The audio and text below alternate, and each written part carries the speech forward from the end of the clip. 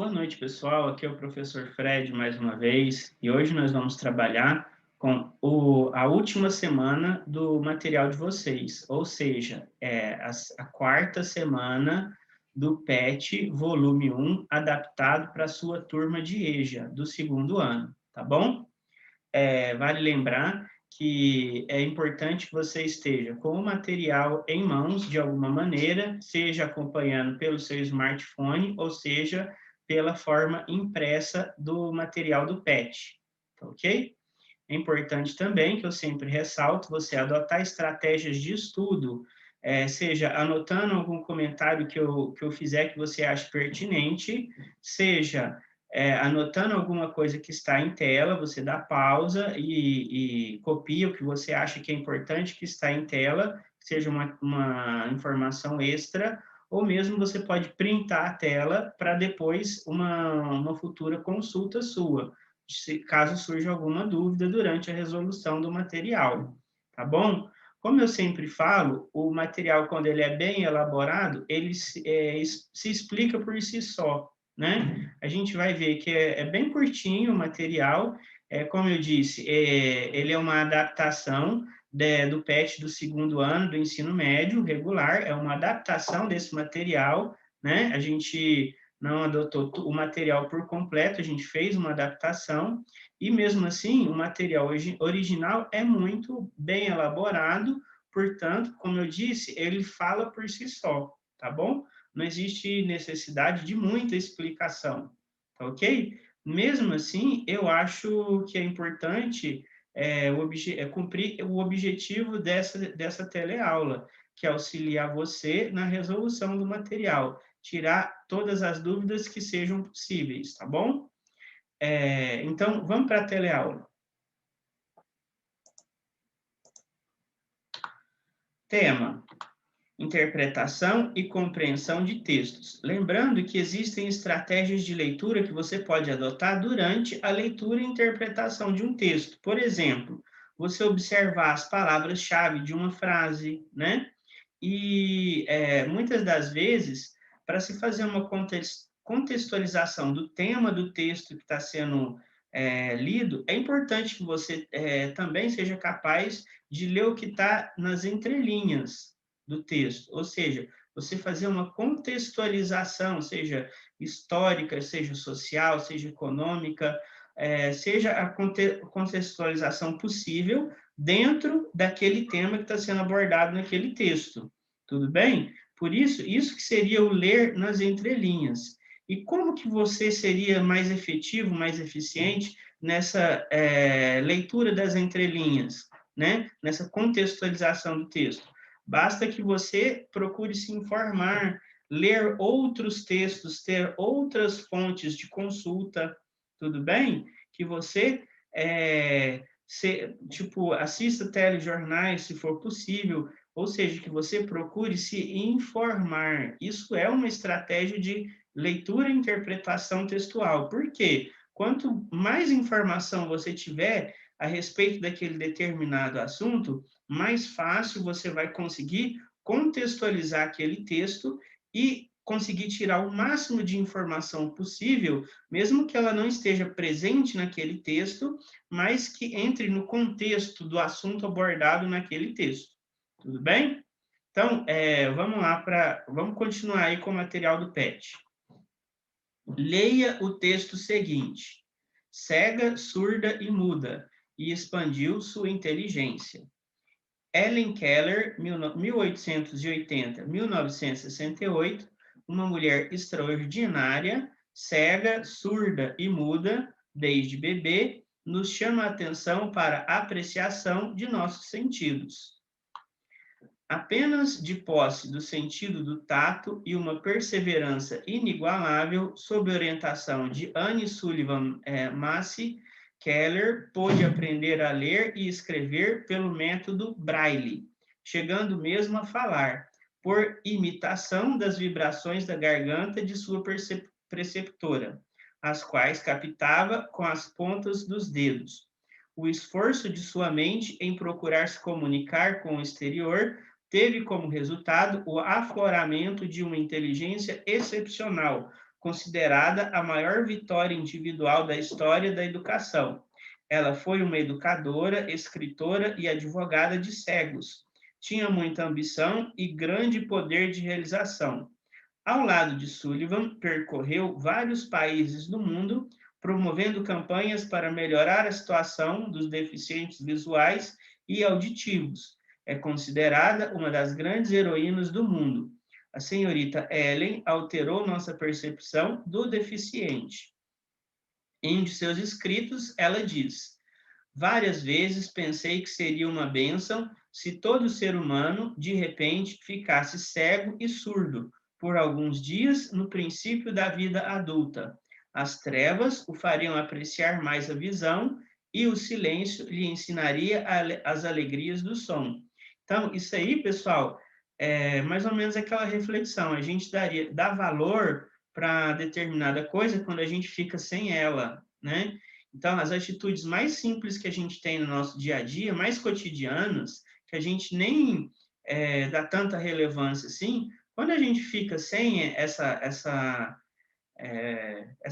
atitude, essa situação simples, a gente passa a dar valor para ela, né? Então, a gente, às vezes, dá valor para uma coisa só depois que a gente perde ela.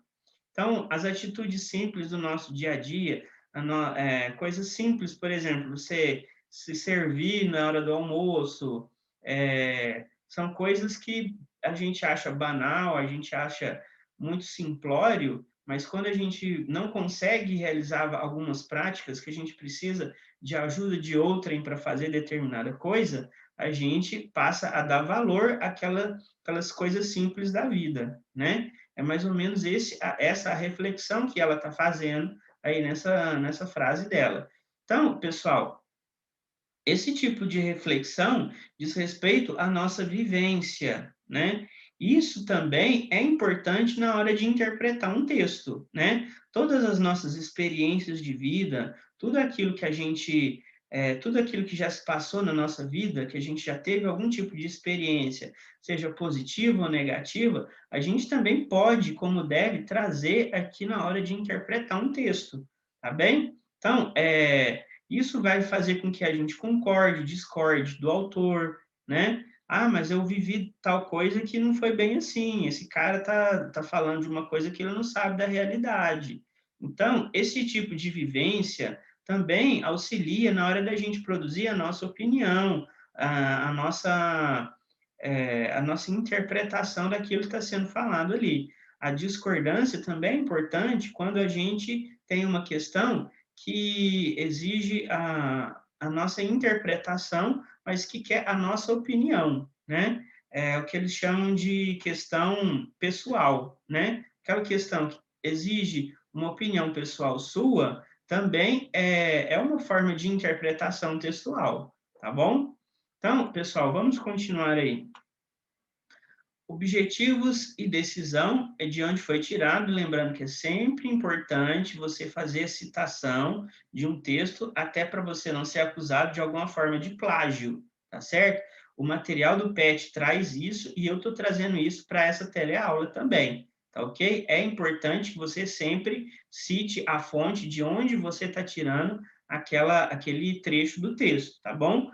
Para exatamente você falar que não é você que escreveu aquilo, você está simplesmente citando o autor e contextualizando ele no seu material, naquele material que você está produzindo, tudo bem?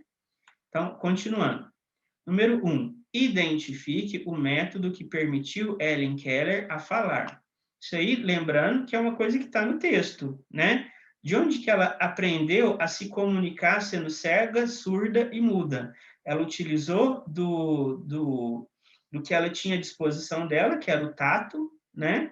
E aí ela aprendeu a linguagem do Braille, o sistema do Braille, para ela poder se comunicar, né? Então, ó, Helen Keller utilizou-se do sistema Braille para que assim pudesse se comunicar, ok? Lembrando uma coisa importante que a gente vê muito na área de humanas, né? Seja nas atividades de história, geografia, sociologia, filosofia, é uma estratégia que o professor sempre faz, ele colocar a resposta da questão no próprio texto, ou na questão seguinte, no enunciado da questão seguinte. Então, às vezes, o professor faz isso de propósito, para perceber se o aluno ele está lendo realmente aquilo que está sendo proposto, você está lendo a atividade, tá ok? Então, a leitura é muito importante, né? O que acontece? O professor, às vezes, ele coloca a resposta dentro do próprio texto, como eu disse, ou no enunciado de alguma questão, seja ela seguinte ou uma questão anterior. Então, é importante você ler todas as questões minuciosamente, prestando atenção, porque na hora que você vai responder, você vai perceber, mas isso aqui está no enunciado da questão seguinte, né? Então, é sempre importante você ter foco na sua leitura na hora de resolver uma atividade, ok? Então, continuando. Questão número 2. O que fez com que Helen Keller desenvolvesse uma inteligência excepcional? Mais uma resposta que a gente tira lá do texto, né? O esforço de sua mente em procurar se comunicar com o exterior teve como resultado o afloramento de uma inteligência excepcional, considerada a maior vitória individual da história da educação. Lembrando uma coisa que eu fiz aí, pessoal, colocar sempre entre aspas, tá certo? Por quê? Você também colocar entre aspas, você está reforçando que aquilo ali é uma citação do texto, que não é uma resposta, não foi você que escreveu, você está dando a resposta, mas não foi você que escreveu esse trecho. Você está citando, você está tirando um trecho do texto que a gente está trabalhando e está colocando ele aí na sua resposta. Mesmo assim, é importante que você coloque entre aspas, tá ok? Então, continuando. Questão número 3. Identifique o motivo que levou Helen Keller a ser considerada uma das grandes heroínas do mundo. Então, isso aí é mais uma coisa que está lá no texto, né? Então, vamos ver qual é a resposta. Helen Keller é considerada uma das grandes heroínas do mundo. Ó, a gente está fazendo uma adaptação do que está escrito lá no texto. Então, quando a gente faz uma versão do que está escrito no texto, a gente está demonstrando que a gente compreendeu aquilo que a gente leu, né? Então, muitas das vezes, eu pego o texto original e faço uma versão dela, né? Ou então, eu posso resumir, tirar aquilo que eu acho mais importante, e como eles sempre sugerem, né? Eu estou escrevendo com as minhas palavras, ou seja, eu estou escrevendo aqui, reescrevendo aquele trecho de acordo com a minha compreensão, tá ok? Então, ó, Helen Keller é considerada uma das grandes heroínas do mundo, porque apesar de todas as limitações físicas que possuía, tornou-se educadora, escritora e advogada de cegos, ambicionando grande poder de realização. Tudo bem? Ó, pode ver que não está igualzinho lá no texto, mas a ideia é a mesma. Tudo bem? Fazendo parceria com Sullivan, percorreu vários países do mundo, promovendo campanhas para melhorar a situação dos deficientes visuais e auditivos. Também é considerada uma heroína por ter alterado nossa percepção do deficiente.